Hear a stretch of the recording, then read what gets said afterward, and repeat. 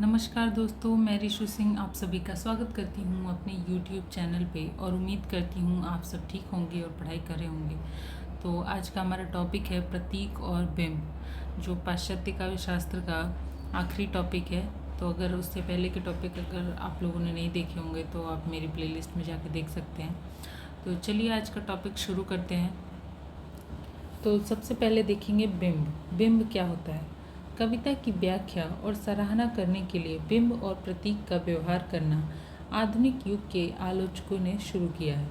मतलब बिंब और प्रतीक का जो व्यवहार कह सकते हैं, प्रयोग कह सकते हैं, वो आधुनिक युग के आलोचकों की देन है। ठीक है। अब आजकल अलंकारों की अपेक्षा कविता में बिंब और प्रतीक के प्रयोग को समझना अधिक जरूरी लगता है। मतलब पहले अलंकारों का प्रयोग होता था, अब बिंब और प्रतीकों का प्रयोग होता है कविताओं में। इसके कुछ लक्षण हैं। आधुनिक युग का कवि सचेत रूप से अपनी कविता को अलंकारों से सजाना नहीं चाहता। मतलब जो आधुनिक युग का कवि है वो अलंकारों का प्रयोग नहीं करता है, और दूसरे शब्दों में कहें तो वह कविता को सजाने से ज़्यादा अनुभव को सजीव और जटिल रूप में व्यक्त करना चाहता है। मतलब जो आज का कवि है वो कविता को नहीं सजाना चाहता, लेकिन जो उनके अनुभव है उसको सजीव मतलब कि जीवंत रूप में और जटिल कठिन रूप में उसको व्यक्त करना चाहता है। सुंदरता की अपेक्षा अनुभव की बनावट और जीवंतता आधुनिक कवि के लिए ज़्यादा महत्वपूर्ण है। मतलब सुंदरता उनको इतनी प्यारी नहीं है जितना कि अनुभव चाहिए उनको अपनी कविता में, और उसका सजीवपन चाहिए। मतलब आधुनिक कवि के लिए ये ज़्यादा महत्वपूर्ण है। किंतु ऐसा नहीं है कि पुराने कवि अनुभव की सजीवता और जटिलता की चिंता नहीं करते थे। मतलब पुराने कवि भी अनुभव चाहते थे अपनी कविता में और लाते भी थे, और जटिलता उनके में भी होती थी। पुरानी कविता में भी ये गुण पर्याप्त मात्रा में विद्यमान है। जो पुराने कविता हैं उसमें भी ये गुण हैं। किंतु पुराने लोग कविता की व्याख्या करते समय अलंकारों का उल्लेख करके कविता की सुंदरता पर अधिक ध्यान देते थे। लेकिन जो पुराने कवि हैं वो कविता की सुंदरता पे ज़्यादा ध्यान देते थे, अनुभव पे भी देते थे, लेकिन थोड़ा सा सुंदरता से थोड़ा सा कम। ठीक है। उसके बाद आधुनिक युग के पाठक और आलोचक कविता की सजीवता को अधिक मान्यता देते हैं। मतलब जो आधुनिक युग के पाठक हैं या लेखक हैं वो कविता में सजीवता चाहते हैं, अनुभव की सजीवता, और सुंदरता से उनका खास कोई लेना देना नहीं है।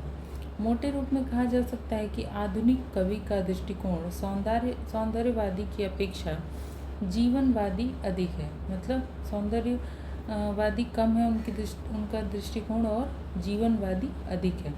यही कारण है कि कविता में बिंब का महत्व बढ़ गया है। इसी कारण से मतलब हर एक कविता में बिंब और प्रतीक का कहीं ना कहीं प्रयोग जरूर होता है। ठीक है। ऐसा माना जाता है कि बिंब संवेदन से जुड़े होते हैं, संवेदना से जुड़े होते हैं। उनकी सबसे बड़ी विशेषता इंद्रियता होती है। यही वजह है कि सुंदरता से अधिक सजीवता बिंब का प्रधान गुण है। मतलब इसीलिए क्योंकि ये संवेदना से जुड़े हैं, इसीलिए ये सजीवता कविता में सजीवता लाना इनका प्रधान गुण है। ये सुंदरता से ज़्यादा सजीवता को मान्यता देते हैं। अलंकार में सजीवता हो सकती है, लेकिन उसके प्रयोग का प्रधान उद्देश्य कविता में सौंदर्य लाना होता है। मतलब अलंकार में हो सकता है कि सजीवता भी आ जाए, लेकिन जो उसका मुख्य उद्देश्य है अलंकार के प्रयोग का कविता में, वो है कि कविता को सौंदर्यवादी बनाना। ठीक है। ठीक उसी प्रकार बिंब में सौंदर्य हो सकता है, लेकिन उसका काम कविता को सजीव बनाना है। उसी प्रकार उसका उल्टा बिंब का प्रयोग करने से कविता सुंदर बन सकती है, लेकिन बिंब का काम क्या है कि कविता को सजीव बनाना। ठीक है।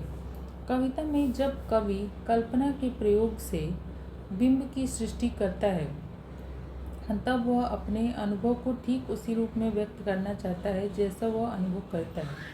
तो क्या होता है कि जब कविता में कवि कल्पना के प्रयोग से कोई चीज़ कल्पना करके और बिंब की सृष्टि करता है, बिंब की रचना करता है, तो अपने अनुभव को ठीक उसी रूप में व्यक्त करना चाहता है जिसमें वो अनुभव करता है। मतलब वो जैसा इस टाइम अनुभव कर रहा है उसी में वो व्यक्त करना चाहता है, ठीक है। लेकिन जब अलंकार का प्रयोग करता है तो उसे कुछ आडंबर के साथ व्यक्त करना चाहता है।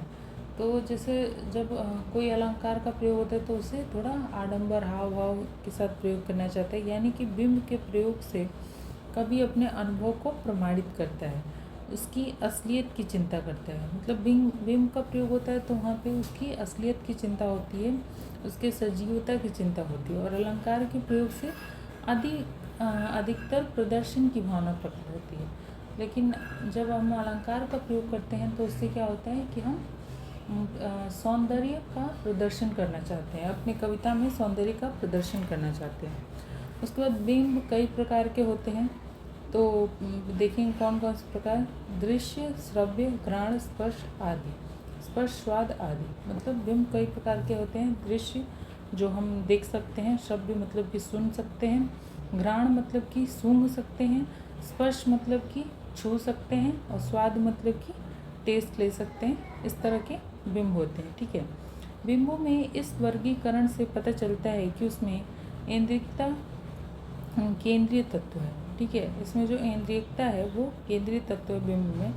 दृश्य, श्रव्य, घ्राण, स्वाद, स्पर्श आदि ये सभी बातें इंद्रियक संवेदन से संबंधित है। मतलब ये इंद्रियता इसलिए कहा जा रहा है क्योंकि सारी चीज़ें इंद्रियों के माध्यम से, जो ज्ञान इंद्रियाँ होती हैं उनके माध्यम से होता है।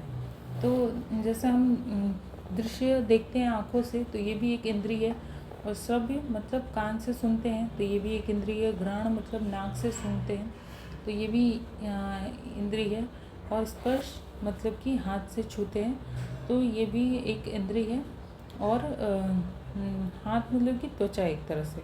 और स्वाद मतलब जीभ से स्वाद लेते हैं तो ये भी एक इंद्रिय है। इसीलिए ये इंद्रिय से संबंधित है, ठीक है, ज्ञानेंद्रिय से संबंधित है। उसके बाद बिंब के उदाहरण देखेंगे कुछ। तो बिंब का उदाहरण है, छिटक रही है चांदनी, मदमाती उन्मादिनी, कलगी मोर सजावले, काश हुए हैं बावले, पकी ज्वार से निकल, शशि की जोड़ी गई फलांगती। तो ये लिखा है अज्ञे ने, तो इसमें बिंब के उदाहरण हैं। तो इसका अर्थ है छिटक रही है चांदनी, मतलब कि कार्तिक पूर्णिमा की चांदनी उन्मादिनी हो उठी है। मदमाती उन्मादिनी का मतलब उन्मादिनी हो उठी है।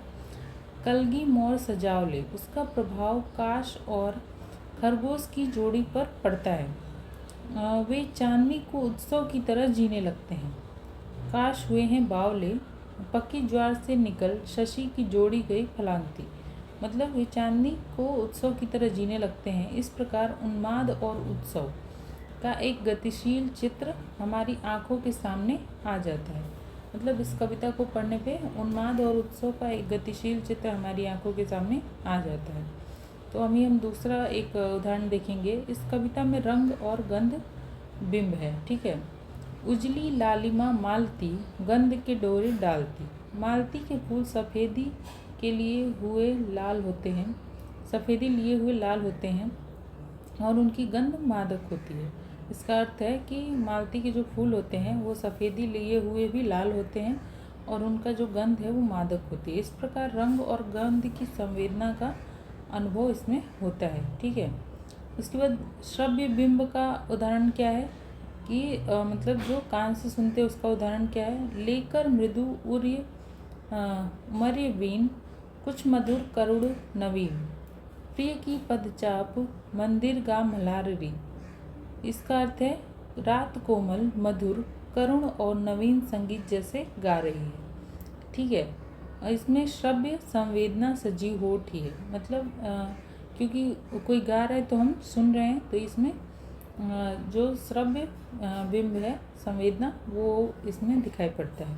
इस प्रकार इंद्रियक संवेदना के जितने रूप हो सकते हैं वे सब बिंब रूप में ही सजीव होकर व्यक्त होते हैं। एक तरह से कभी कभी क्या अक्सर पूछता है कथन और कारण में कि वो बिंब इंद्रियक है या अइंद्रियक है। तो हम हमेशा चूज़ करेंगे कि इंद्रियक है, ठीक है। तो हम देखेंगे प्रतीक सामान्यतः चिन्ह को कहते हैं। प्रतीक मतलब किसी चिन्ह को प्रतीक कहते हैं। किसी मतलब वस्तु को पहचानने के लिए जो चिन्ह बनाते हैं उसको प्रतीक कहते हैं। जब कविता में कोई वस्तु इस तरह प्रयोग की जाती है कि वो किसी दूसरी वस्तु की व्यंजना या संकेत करे, तब उसे प्रतीक कहा जाता है। मतलब कविता में कोई वस्तु का प्रयोग होता है जो दूसरे वस्तु का संकेत करे, मतलब हम कह ये रहे हैं लेकिन उसका अर्थ कुछ और है। तो इस तरह का जब व्यंजना की जब बात आती है तो उसे प्रतीक कहते हैं। ठीक है। बिंब में संवेदना अपने तत्कालिक रूप में होती है। मतलब बिंब में जो संवेदना होती है तत्कालिक रूप में मतलब तुरंत दिखाई देती है, लेकिन प्रतीक में जो संवेदना होती है तत्कालिक रूप को लांघ जाती है, मतलब वो बाद में दिखाई देती है। बिंब जिस वस्तु दृश्य या व्यापार का होगा वह उसी के आंतरिक बाह्य स्वरूप के सघन और गतिशील रूप का उद्घाटन करेगा। जैसा ऊपर के उदाहरणों में दृश्य, गंध, रंग, गंध आदि के अनुभव को ही गहराई और सजीवता से व्यक्त किया गया है, लेकिन प्रतीक प्रस्तुत वस्तु से अधिक और भिन्न किसी और बात का संकेत करता है।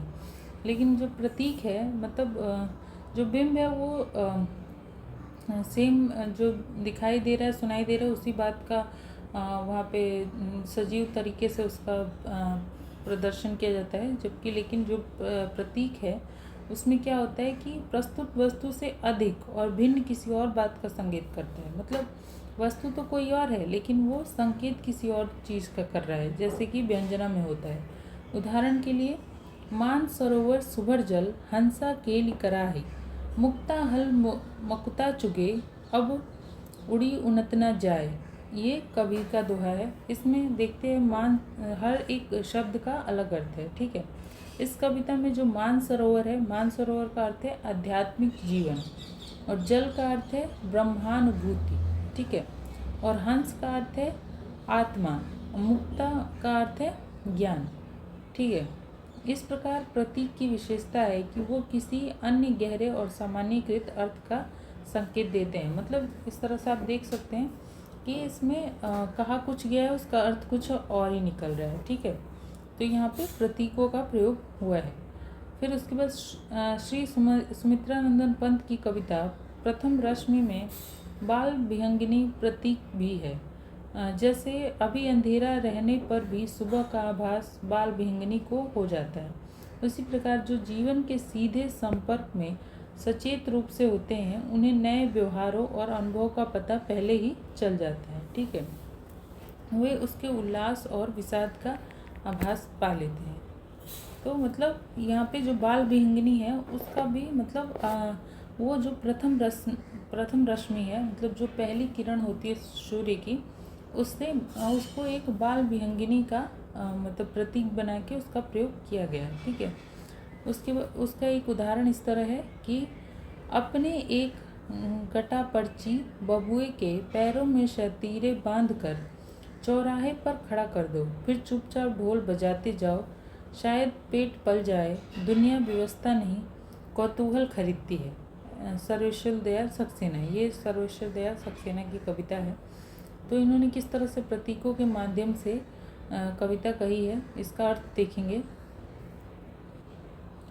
इस कविता में रबड़ के गुड्डे को शतीरों पर खड़ा करके तमाशे का दृश्य संवेदन के स्तर पर कवि नहीं अनुभव कराना चाहता। मतलब तमाशे का जो दृश्य है वो संवेदन के स्तर पे कभी अनुभव नहीं कराना चाहता। वह इस दृश्य से आधुनिक जीवन की व्यवस्था और उसकी विडंबना को व्यंजित करना चाहता है। मतलब आधुनिक जीवन में पेट पालने की कितनी व्यवस्था और विडंबना है उसको व्यंजित करना चाहता है। फलतः गटा पार्ची बबुआ आदमी की व्यवस्था का संकेत है। ठीक है। तो यहाँ पे प्रतीक और बिंब समाप्त होते हैं। अगर इसमें कोई भी डाउट हो तो आप कमेंट करके पूछ सकते हैं, और अगर मेरी वीडियो अच्छी लगे तो लाइक, सब्सक्राइब और शेयर कीजिए। धन्यवाद।